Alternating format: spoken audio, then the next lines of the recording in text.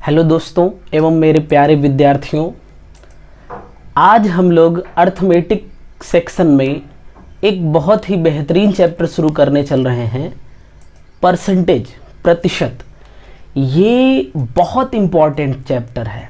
इसको आप कह सकते हैं कि ये अरिथमेटिक पार्ट का बैकबोन होती है। ठीक है, आपको परसेंटेज पढ़ना है, आपको प्रॉफिट एंड लॉस पढ़ना है, आपको CISI पढ़नी है। ठीक है, सब में केवल और केवल परसेंटेज का ही रोल होता है। ठीक है, तो इसको बहुत अच्छे से पढ़िएगा आप लोग। चलिए हम लोग शुरू करते हैं। प्रतिशत।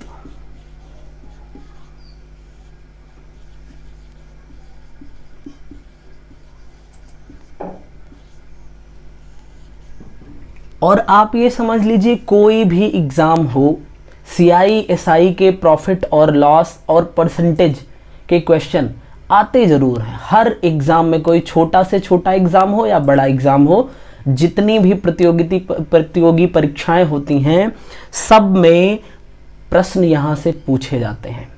तो चलिए अब हम लोग देखते हैं इसको। प्रतिशत का मतलब बहुत कुछ नहीं, बस केवल एक बात जानना है। कहीं भी आपको ये सिंबल मिल जाए तो यानी ये प्रतिशत का सिंबल होता है, इसका मतलब होता है 1/100। 1/100 होता है। अगर हम इसको 100 को इधर भेज दें तो देखिए क्या मिलेगा। 100%, 100% इक्वल टू 1, यानी कि ये हमारा हो गया प्रतिशत मान। 100% लिखा है और इसकी जो वैल्यू होगी वो कितनी हो जाएगी, 1 हो जाएगी। तो अगर हम 1 बोलते हैं, संख्या में बोलना चाहें तो 1 बोल सकते हैं, और अगर हमें प्रतिशत के रूप में बोलना है तो हम 100% बोल सकते हैं। बताइए, ठीक है। अब अगर हम इसको 50% कर दें, देखिए क्या कर दिया मैंने, इसको आधा कर दिया 50%, तो हम इधर क्या लिख सकते हैं, इसको भी आधा कर देंगे, 1/2 लिख सकते हैं। ठीक, तो आप ये कह सकते हैं कि ये प्रतिशत मान है और ये इसका भिन्नात्मक मान है। चलिए और देखते हैं हम इसको भी और आधा कर देते हैं, यानी 25% कर दिया। तो आप समझिए 100 को मैंने 1/4 कर दिया, तो इसको भी 1/4 कर देंगे। बताइए, कोई दिक्कत नहीं है। हम लिखना चाहें 33 सही 1/3%, 33 सही 1/3%, तो देखिए क्या होगा। 3 × 33 99 और 1 100, 100 हो गया और /3। और इस प्रतिशत की वजह से देखिए हम लोगों ने क्या लिखा, 1/100 लिख सकते हैं प्रतिशत को।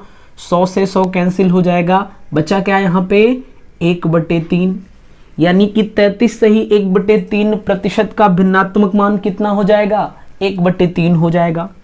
ठीक है, अगर लिखा है 20% तो इसको हम क्या लिख सकते हैं, देखिए 20/100, यानी कि इसको कैंसिल कर देंगे तो 1/5 लिख सकते हैं हम। बताइए, ठीक है। अगर लिखा है 16 सही 2/3%, तो अब हम क्या कर सकते हैं, देखिए 3 × 16 48, 2 50, 50/3, यानी कि हम इसको लिख सकते हैं 50/3। और अगर हम 100 करेंगे इसको तो ये हो जाएगा 3 दूना 6 के, यानी 16 सही 2/3% किसके बराबर हो जाएगा, 1/6 के हो जाएगा। ठीक है।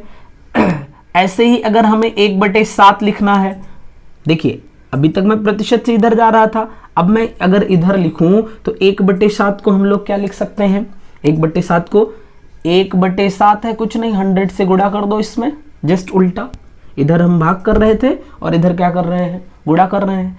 कितना बन जाएगा बताइए, 14 × 7 = 98, 14 × 7 = 98 और 2/7, यानी 14 सही 2/7% का मान कितना हो जाएगा, 1/7 हो जाएगा। बताइए, कोई दिक्कत नहीं है। देखिए अगर हम ऐसे लिखें 1/8, तो आप समझो 1/4 को हम लोगों ने लिखा 25%, तो 1/8 का मतलब कि यहां पे हाफ कर दिया गया, तो इसको भी हम लोग हाफ कर दें, यानी 12 सही 1/2% के बन जाएगा। बताइए, अगर हम लिखें यहां पे लिखना चाहें 1/9, तो हम क्या लिख सकते, 11 सही 1/9%। कैसे, देखिए इसको हम कैसे लिख सकते हैं, 100/9 लिखेंगे तो 9 1 जा 9 1 जा और 1 बच जाएगा, तो यही तो आ जाएगा। ठीक है, अगर ये लिखना है 10 1/10 तो इसका मतलब हम गुणे 100 करेंगे तो ये 10% बन जाएगा। तो अब आपसे कोई अगर पूछ रहा है कि 12 सही 1/2%, तो इसका मतलब आप समझ जाओ कि 1/8 हमें करना है फटाक से। अगर प्रतिशत में जाना है तो 1/9 लिखा है तो 11 सही 1/9% आप कर सकते हो। ठीक है, ऐसे ही ये 1/10 हो गया है। अगर आप इसको 1/11 कर दो तो देखिए कितना आ जाएगा, 9 होल 1/11%। बताइए, अगर इसको आप 1/12 कर दो तो कितना हो जाएगा, 8 सही 3 देखिए ये 100/12 हो जाएगा।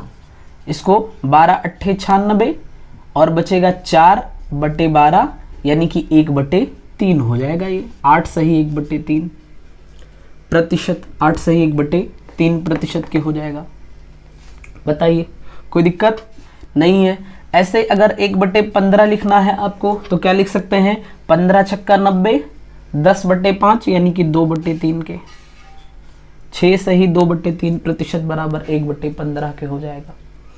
ठीक है, तो आप ये वैल्यूज हैं कुछ, आप इनको कर सकते हैं। मान लीजिए और हम 1/40 लिख दें, 1/40, तो 1/40 को हमें परसेंट में बदलना है तो 100 से गुणा कर देंगे। देखिए 100/40 ये कितना आ जाएगा, देखिए 4 दूनाई 8 के, 4 दूनाई 8 के हो जाएगा, 2 बच जाएगा। इसको हम लिख सकते हैं 1/2%, 2 सही 1/2% के लिख सकते हैं। ठीक है, 1/50 लिखना है तो हम इसको क्या लिख सकते हैं, 2% लिख सकते हैं कि नहीं लिख सकते। अब आप समझो, ये लिखा है यानी अगर इस 2 को हम इधर भेज दें, 50 को इधर भेज दें तो क्या हो जाएगा, 2% बराबर 1/50, वही तो लिखा हुआ है।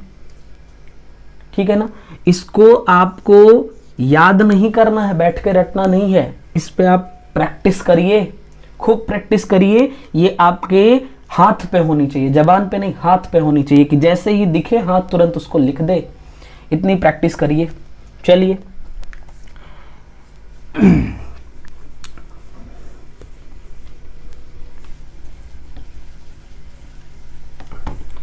अब मान लीजिए आपको कहीं दे दिया 3/4, इसको प्रतिशत में बदलना है।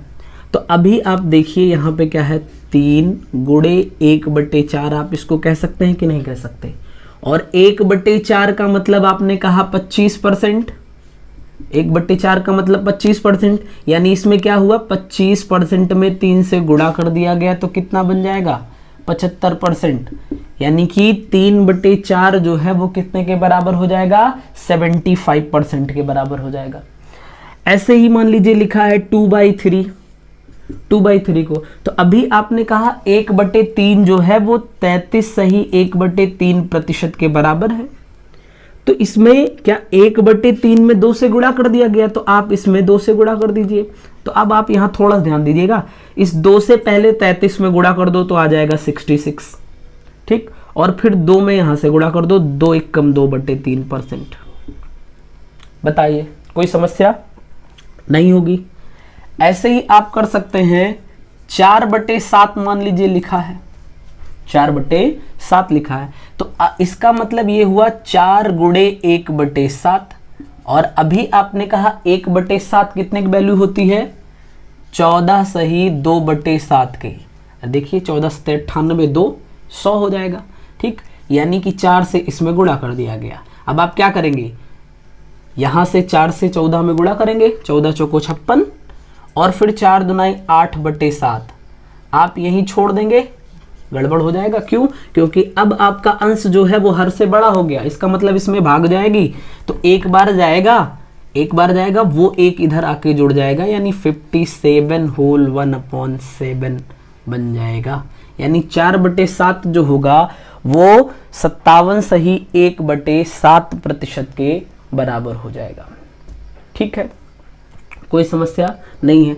मान लीजिए लिखा है 37 सही 1/2% के, 37 सही 1/2% के, इसको भिन्न में बदलना है। तो देखिए आप क्या करेंगे, 37 दूना 74, 1 75, 75/2 और परसेंटेज का मतलब अपॉन में 100 कर देंगे। तो 25 तिया 75, 25 चौका 100, यानी ये हो जाएगा 3/8 के। तो 37 सही 1/2% जो है वो 3/8 के हो जाएगा। ठीक है, चलिए अभी मान लीजिए आपको दे दिया गया 11/7, इसको प्रतिशत में बदलना है। तो 7 का हम पहाड़ा पढ़ेंगे, 7 एकम 7 हो जाएगा और फिर कितना बच जाएगा 4/7, यही तो बनेगा। हम इसको क्या लिख सकते, इसको लिख सकते 1 + 4/7। बोलिए कोई दिक्कत? 1 का मतलब होता है अगर हम इसे प्रतिशत के रूप में लिखेंगे तो 100% हो जाता है। और एक यहाँ पे देखिए 4 × 1/7 लिखा है और 1/7 को अभी आपने कहा 14 सही 2/7 हो जाएगा। 14 × 7 = 98 और 2 यानी कि इतना परसेंटेज बन जाएगा। इसका मतलब 100% ये धन, ये कितना बनेगा 14 चौको 56 और एक इधर का 57 सही 1/7%। दोनों को आप जोड़ दीजिए तो कितना बनेगा 157 होल 1/7%। तो यानी कि 11/7 जो है वो 157 सही 1/7% के बराबर है। ये मैं पूरा लिख रहा हूँ स्टेप बाय स्टेप ताकि आपको समझने में कोई दिक्कत ना हो। ठीक है, अदरवाइज ये सब काम आप मुंह ज़बानी कर लोगे, बस थोड़ी सी प्रैक्टिस की ज़रूरत है। चलिए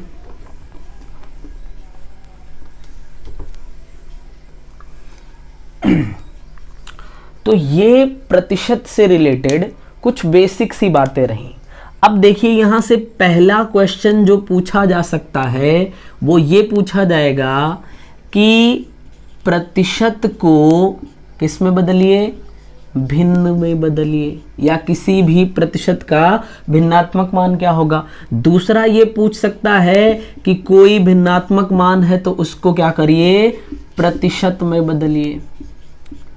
ठीक है, और एक बात प्रतिशत में और आप समझिए कि आप से हर कोई पूछता है हाई स्कूल में आपने कितना प्रतिशत अंक प्राप्त किया, इंटरमीडिएट में आपने कितना प्रतिशत अंक प्राप्त किया, पूछता है ना आपसे। और अगर आपके परसेंटेज थोड़े से इन केस खराब हैं तो आपको बहुत बेकार लगता है जब कोई पूछता है। ठीक है, तो प्रतिशत का हमारी लाइफ में भी यूज है। आप बुक वाले के यहाँ जाते हो और वो कहता है भैया हम आपको 20% का डिस्काउंट देंगे। अगर आपको परसेंटेज आता ही नहीं है तो आप डिस्काउंट निकाल ही नहीं पाओगे। फिर तो वो 20 बोल के हो सकता है आपको एक भी ना दे, या फिर वो 10% का डिस्काउंट दे दे। आपके लिए तो सब बराबर है क्योंकि आपको परसेंटेज निकालना आता ही नहीं है। ठीक है, तो हमारे लाइफ में भी परसेंटेज का बहुत यूज है। तो प्रतिशत का मतलब आपने क्या सीखा, वो ये है कि आपसे जब प्रतिशत पूछा जाता है तो आप कैसे निकालते हो, कितने नंबर की परीक्षा थी उसमें से आपने कितना नंबर प्राप्त किया। जैसे मान लीजिए 500 नंबर में से आपने 240 नंबर प्राप्त किया, तो ये तो आपका प्राप्तांक यानी अंक जो है वो 240 है।